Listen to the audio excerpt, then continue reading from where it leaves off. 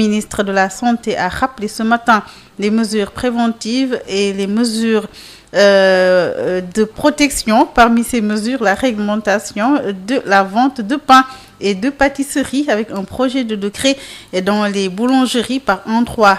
Les vendeurs se conforment à la mesure, mais pour les contrevenants, la Fédération des boulangers qui rencontre les agents du ministère du Commerce lance un appel dans plusieurs secteurs d'activité. L'impact de l'épidémie est réel, baisse significative du chiffre d'affaires, perte d'emploi.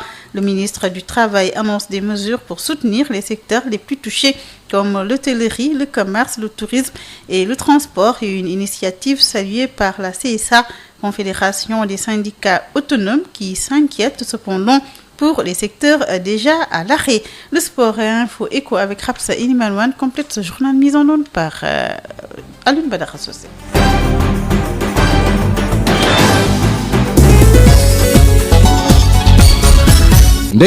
Choc violent sur la route de Louga à hauteur de Tcholomfal. Un véhicule a violemment heurté un arbre. Bilan 3 morts et 2 blessés graves. Un mort donc sur le coup et 2 décès en cours d'évacuation sur la route de Louga qui a déjà enregistré 4 nouveaux cas de coronavirus. Il s'agit de patients qui étaient en contact avec le premier cas issu de la transmission communautaire. Le bilan grimpe à 9 cas dans la région Lamine Guissaman. Comme du reste, on s'y attendait vu le nombre élevé de personnes qui étaient en contact avec le premier malade issu de la transmission communautaire. Les cas contacts testés positifs au Covid-19 gonflent chaque jour ici dans le Ndiambour. Sur les prélèvements envoyés hier à Dakar, 4 sont revenus positifs. Ajouté aux 3 d'hier, 1 avant-hier, cela fait maintenant 8 contacts testés positifs, plus le premier malade issu de la transmission communautaire recensé le 5 avril dernier. Louga compte à ce jour 9 personnes malades du coronavirus. À noter également qu'hier, on nous avait annoncé qu'une partie du personnel sanitaire était mise en quarantaine. Ils sont au nombre de 2 et plus de peur que de mal finalement. Les tests effectués sur eux envoyés à Dakar selon des sources proches de la région médicale sont revenus négatifs. Lamine Guissaman, Louga, Sud-Assane. Lamine Guissaman, 15 nouveaux cas annoncés ce vendredi sur l'étendue du territoire par le ministre de la Santé et de l'Action sociale. Tous des cas contacts. 15 patients ont été guéris. À ce jour, le Sénégal est à 265 cas, dont 137 guéris et de décès. Un patient qui a été évacué et 125 encore sous traitement dans les différents établissements qui ont été retenus pour la prise en charge. Le ministre Abdoulaye Diouf Sarr, on l'écoute. Ce vendredi 10 avril 2020, le ministère de la Santé et de l'Action sociale a reçu les examens virologiques suivants. Sur 195 tests réalisés, 15 sont revenus positifs. Il s'agit de 15 cas contacts suivis par nos services. 14 patients hospitalisés ont été déclarés guéris ce jour. Ils sortiront de l'hospitalisation tout à l'heure. L'état de santé des patients hospitalisés est stable. À ce jour, 265 cas ont été déclarés positifs au Sénégal, dont 137 guéris, 2 décédés, 1 évacué.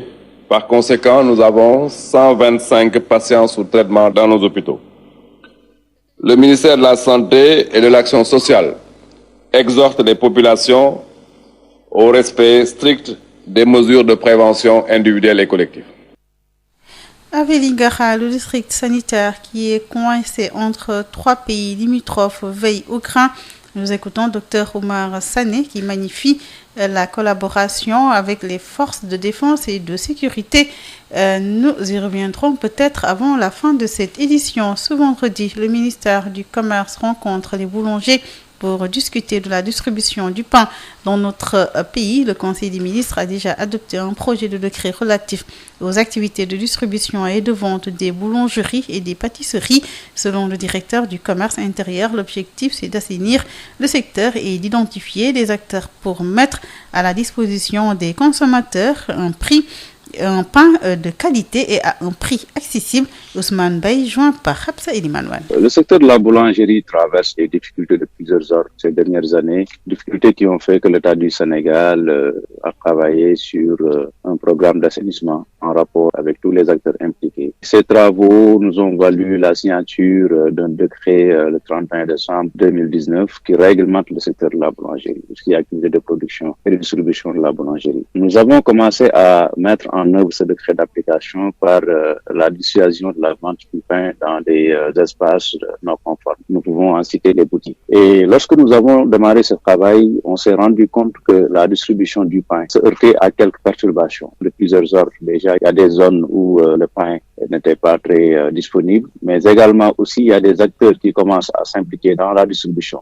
sans avoir un minimum de conformité et sans qu'il ne soit connu par l'administration du commerce. C'est fort de cela que Madame le ministre du Commerce a donné des instructions pour qu'on travaille sur un dispositif qui nous permettre de connaître les distributeurs doivent intervenir dans la vente du pain. Et c'est le sens du projet de décret qui a été adopté en Conseil des ministres il y a cela 2 jours. Et nous travaillons déjà sur un projet d'arrêté qui doit fixer les conditions à remplir, n'est-ce pas, pour être un distributeur de pain, mais également les exigences que le distributeur doit respecter pour se voir attribuer un agrément. C'est la conformité de ces espaces de distribution, parce que aujourd'hui on commence à voir le pain distribué dans des espaces qui n'ont pas conformes, mais également aussi l'emplacement de ces points de distribution, des points de vente. Aujourd'hui, nous voyons des points de vente qui commencent à être installés un peu partout, ce qui n'est pas conforme à l'esprit du texte. Et si rien n'est fait, nous risquons quand même de nous retrouver à la situation d'antan, c'est-à-dire un secteur complètement désarticulé. Depuis l'apparition du coronavirus, les boulangers ont réorganisé la vente de pain. Il faut désormais faire la queue sous l'œil d'un agent de sécurité. Du gel hydroalcoolique est également proposé aux clients. Les boulangers rassurent, toutes les mesures sont prises pour lutter contre la maladie, nous dit Fatoumata Diallo dans ce reportage. Depuis l'apparition du coronavirus au Sénégal, les comportements ont changé. Même pour l'achat du pain, maintenant c'est la queue dans les boulangeries. Ce matin, devant cette boulangerie, une longue file et chaque client, avant d'entrer, a l'obligation de se passer du gel hydroalcoolique distribué par le vigile. Et il faut aussi respecter la distanciation sociale. Des fois, l'attente est longue, des fois, on ne dure pas. Et aussi, parfois, on prend même la température. Mais ces 2 jours passés, il n'y a pas de gel. Mais en tout cas, depuis que la pandémie est là, à chaque fois qu'on achète du pain, on nous met des gels hydroalcooliques sur les mains. Et dedans aussi, le service respecte toutes les conditions d'hygiène à prendre. Cette jeune dame, sac à pain en main, magnifie les dispositions prises par le personnel. Cette autre dame aussi salue l'initiative et souhaite qu'on la pérennise. Pour ceux qui sont dans la boulangerie, je confirme qu'ils font tout pour que les gens les respectent. Mais bon, c'est pas toujours évident parce que c'est des choses qu'on n'a jamais connues. Mais quand même, il y a des gens qui font des efforts pour respecter les distances quand même. Et on voit maintenant que les gens font beaucoup d'efforts au niveau de la salubrité, de la distanciation et de bien d'autres choses encore. Mais en dehors de ça, les gens doivent... La propreté, ça doit être un sacerdoce. C'est quelque chose qui doit être inné. La propreté, les gens doivent être propres pour eux-mêmes d'abord et ensuite pour les gens qui sont avec eux ou autour d'eux. Faisant partie des gérants de la boulangerie, Abdoulaye Diop rassure les clients. Pour l'heure, toutes les mesures sont prises pour parer à toute éventualité, renseigne-t-il. balaa ñuy dugg sax vigile dañuy defal kii gel antiseptique kii ñu raxas suñu loxo yi ñun ñëpp doo yeeg balaa ñuy tàmbali liggéey bi ba ñuy am na xam ne sax bu ñu koy liggéey gant la ñuy sol sax dafa am nombre buy dugg ci biir boutique bi tamit quoi amul kii bu bëri bu amee quelque ay 3 personnes yu nekk ci biir dañuy arrêté. Ainsi, selon nos interlocuteurs, la propagation de la pandémie du Covid-19 a fait que beaucoup de nos concitoyens font des efforts. En se lavant les mains et mieux dans des lieux publics, c'est la queue et le respect des règles d'hygiène. Dans la riposte contre le coronavirus, le président de la Fédération des boulangers du Sénégal dénonce l'attitude de certains boulangers qui ne respectent pas les règles d'hygiène et l'interdiction faite sur la vente de pain dans les boutiques. La Fédération compte dès la semaine prochaine mettre en ligne un site où les consommateurs pourront passer leurs commandes pour éviter les longues queues. Amadou Gaye, le président de la Fédération, avec Habsa Elimanouane. Je pense que le ministère du Commerce avait uniquement, mis ses actions au niveau de Dakar. Donc à Dakar, l'application est mitigée. Il y a des zones où les gens sont en train train de respecter, mais par contre, il y a des zones, les gens ne respectent pas. Et pour nous, c'est un problème dans ce contexte de Covid-19 où on est. Ça veut dire qu'il y a certains boulangers qui ne se soucient pas de la santé de la population. Il y a des boulangers qui ne se soucient pas de la propagation du virus. Il y a des livreurs et des boutiquiers qui ça ne les intéresse pas le fait que le Covid se soit propagé dans ce pays. Donc, il faut que les Sénégalais et les boulangers, livreurs, puissent prendre conscience que le danger peut courir à la population. Je pense que les actions menées sur le terrain, si c'était beaucoup plus accentué avec l'appui peut-être de la police ou bien du service d'hygiène, peut-être que les résultats auraient pu être meilleurs. C'est un sentiment de frustration, de désolation que je vois des personnes qui ne se soucient pas du contexte où on est, de la santé de la population. Est-ce que vous n'avez pas une stratégie pour désemplir ces boulangeries ou bien ces boutiques dédiées? Peut-être avoir d'autres kiosques? Bien sûr, nous avons dit l'autre jour à l'autorité qu'il faut nous identifier. Parce qu'aussi, on ne peut pas mettre partout les caisses à pain. Parce que aussi, pour les caisses, il faut quand même une autorisation logiquement. Pour les caisses, il faut parler avec les collectivités municipales. Il ne faut pas qu'on mette n'importe quelle caisse. C'est l'occasion de dire aux boulangers de faire attention, de ne pas mettre n'importe quelle caisse en tout. Donc, la première stratégie qu'on a mis, on a mis un modèle de caisse pour que tous les Sénégalais puissent le mettre ce modèle très embellique et hygiénique. C'est ça l'intérêt, en fait. L'autre partie, en accord avec le ministère du Commerce, on est en train de mettre en ligne un modèle de vente de pain par Internet. C'est-à-dire que le consommateur peut rester chez lui, avoir du pain à tout moment. Voilà le concept qu'on va bientôt lancer ce mardi pour permettre aux consommateurs de faire des commandes la veille ou bien le matin pour avoir son pain du soir. Donc ça, c'est vraiment une autre riposte qu'on veut faire. Malheureusement, ce riposte ne pourra jamais se faire en qualité si toutefois on laisse les gens vendre le pain partout et n'importe où. Les conséquences de la pandémie du coronavirus sont fortement ressenties dans plusieurs secteurs, mais surtout dans l'hôtellerie, le commerce, le tourisme et le transport. Une baisse significative de l'activité économique est notée, des pertes d'emplois également enregistrées. Cependant, des mesures sont prises pour soutenir le secteur. Écoutons à ce propos Sambassi, le ministre du Travail.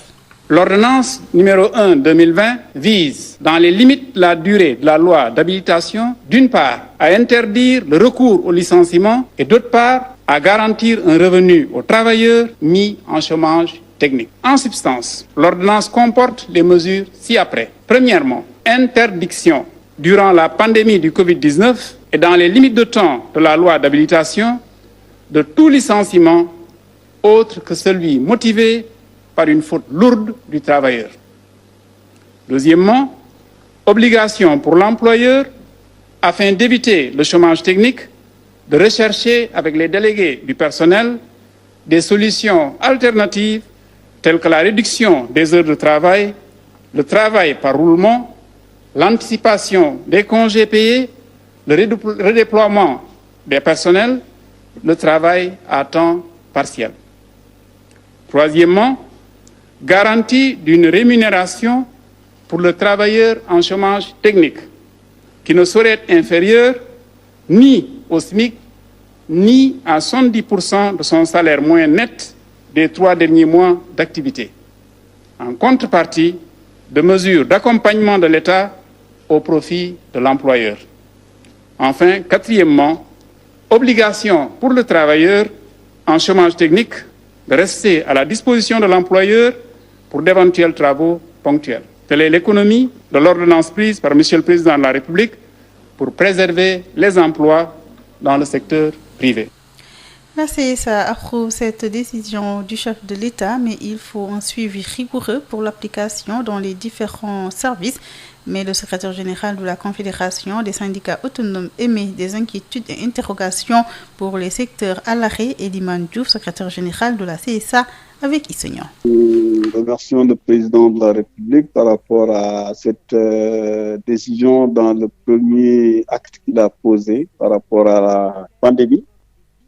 Parce que quand on l'a rencontré aussi, les suggestions qu'on avait faites, il les a prises en compte dans ce premier arrêté. Maintenant, il ne s'agit pas seulement de faire un arrêté, il va falloir que nous puissions tous ensemble faire un suivi pour que cette application soit vraiment faite dans les différentes entreprises et dans les différents... Est-ce que vous pensez que les entreprises vont respecter cette ordonnance? Est-ce que ces entreprises peuvent respecter ces ordonnances? Bon, c'est ça la question fondamentale. Je pense qu'il y a des entreprises qui sont presque à l'arrêt de fonctionnement. Aujourd'hui, il va falloir voir maintenant dans quelles conditions ils ont arrêté leur fonctionnement.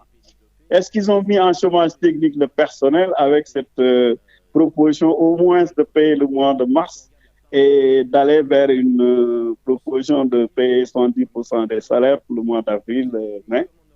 Je pense que c'est dans ce sens-là que nous devons travailler en étroite collaboration avec le ministère du Travail, les différents inspecteurs, pour que toutes les plaintes qui vont être vraiment soulevées par rapport à cette question, dans certaines entreprises comme dans l'hôtellerie, comme dans la restauration, comme dans les transports ou les agences de voyage, etc., que nous puissions vérifier réellement comment le processus est suivi dans ces entreprises.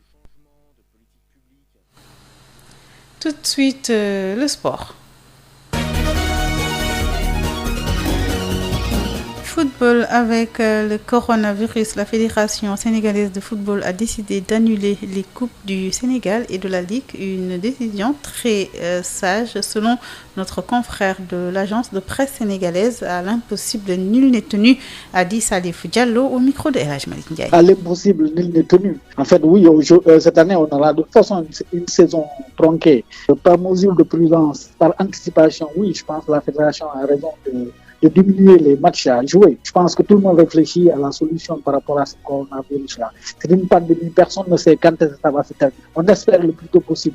Et cette année, ça sera une saison tronquée, quoi. Donc, je pense que dans un pays, la compétition la plus importante, c'est le championnat. Oui, ils n'ont qu'à laisser le championnat.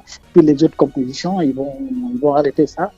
La fédération a décidé d'arrêter ça. Je pense que oui, c'est une décision très très sage. Je pense que c'est la date de la fin de l'état d'urgence. L'état d'urgence qui a été décrété par les plus hautes autorités de ce pays. Donc oui, je pense que oui, c'est une décision très très sage. Il faut attendre ce que les autorités publiques vont dire par rapport à cet état d'urgence et prendre une décision à la suite de ça. Donc oui, non, c'est pas très loin. Au moins, s'ils se donnent le temps de la réflexion. Je sais qu'avant ça, bon, ils vont se réunir par téléphone, ils vont prendre des décisions, ils vont s'informer par rapport aux conduites à tenir. Mais non, je pense oui, jusqu'à la fin du mois jusqu'au début du mois de mai, c'est bon, c'est pour 3 semaines maximum, quoi. Donc c'est pas mal. Pour ce qui est des changements, on sera édifié le 4 mai prochain. En attendant, certaines équipes ont libéré leurs joueurs. Ils ont reçu des programmes pour maintenir la forme des programmes et qui ont quand même des limites avec la situation actuelle, selon le coach du stade de Mbour, Cheikh Gueye, avec El Hadj Malick Ndiaye. Oui, il faut reconnaître que c'est une situation un peu compliquée. Vous savez, en temps normal, en tant qu'entraîneur, ce qu'on faisait à l'approche d'une trêve demi-saison ou d'une trêve de fin saison, c'était déjà un changement dans notre planning d'entraînement. Plus on élaborait un protocole pour les joueurs, pour qu'ils puissent le faire durant les vacances. Mais aujourd'hui, la situation était tellement surprenante due au Covid 2019, de telle sorte qu'on était obligé à la hâte d'élaborer un protocole, même s'il faut reconnaître aujourd'hui que ce protocole, sa réalisation est un peu compliquée pour les joueurs parce qu'on nous demande un confinement chez nous. Les terrains sont fermés, donc vous savez, et c'est pas tout le monde qui dispose d'une maison où il y a des espaces pour pouvoir vraiment s'épanouir dans ce sens. Donc vous voyez, c'est un peu compliqué. Il faut aussi reconnaître, même pour la valorisation de ce protocole pour l'entraîneur, c'est un peu compliqué parce que nous sommes un peu loin avec les joueurs. Donc dans une telle situation, c'est l'entraîneur, les joueurs ou en quelque sorte les pratiquants qui doivent être conscients et que chacun vraiment fasse ce qu'il peut faire pour qu'une prochaine reprise ne sera pas trop surprenante. Parce que le tournoi qualificatif pour les Jeux Olympiques a été également reporté. Il aura finalement lieu du 22 juin au 4 juillet. Le Sénégal est logé dans la poule B avec la Serbie, l'Italie et le Porto Rico. Le tournoi qualificatif aura lieu à Belgrade. Tout de suite, info écho avec Hafsa et Liman Wan. La BICIS, Banque internationale pour le commerce et l'industrie du Sénégal, la BICIS, la banque d'un monde qui change, vous offre le journal de l'économie. Bonjour et bienvenue. L'application du décret interdisant la vente du pain dans les boutiques permet à la filière de la boulangerie d'être florissante, mais le couvre-feu a un impact certain sur les chiffres d'affaires, selon le président de la Fédération nationale des boulangers, Amadou Gueye. Évidemment, je pense que le fait d'appliquer la réglementation comme telle permettrait aux boulangers de récupérer les pertes des charges de livraison qu'il avait sur le pain. Vous savez, le pain, c'était 150 francs, mais la plupart des boulangers encaissaient 110 francs. Donc, le fait que le l'interdit dans la vente, déjà, ça augmente votre chiffre d'affaires. Très bien même. Ça permet non seulement de préserver votre emploi, mais ça permet d'éviter, parce que beaucoup de boulangers avaient des problèmes de crédit au niveau de fournisseurs. Donc, si ce système avait continué, je pense que ça va influencer. Bon, malheureusement, dans le contexte où on a, le chiffre d'affaires est beaucoup plus anéanti par le couvre. Aujourd'hui, toutes les boulangeries, je pense, arrêtent vers 18h, 19h. Donc, ils ne peuvent pas continuer de vendre au-delà de certaines heures. Et c'était des horaires où, jusqu'à minuit, qui permettaient quand même d'augmenter votre chiffre d'affaires. Mais je pense que si on dépasse le contexte de Covid-19 et si ce système continue, je pense que le secteur de la boulangerie va vraiment être florissant et permettre aux Sénégalais d'avoir un pain de qualité et un pain chaud à tout moment. Qu'en est-il du chiffre d'affaires de cette filière? En moyenne, c'est 650 milliards de chiffre d'affaires annuellement. Donc, je pense que ce chiffre d'affaires peut être maintenu et bien encadré. Vous savez, rien que sur la livraison, il faut que les gens comprennent par rapport aux chiffres. Si vous prenez l'ancien système, le pain coûte 150 francs. Si vous prenez minimum 25 francs de commission de perte, c'est une perte minimum de 220 millions par jour dans le secteur. Si on se base sur la production de 8 millions de baguettes par jour, multiplié par une perte de 25 francs, c'est par rapport à ça, donc c'est plus de 250 millions par jour.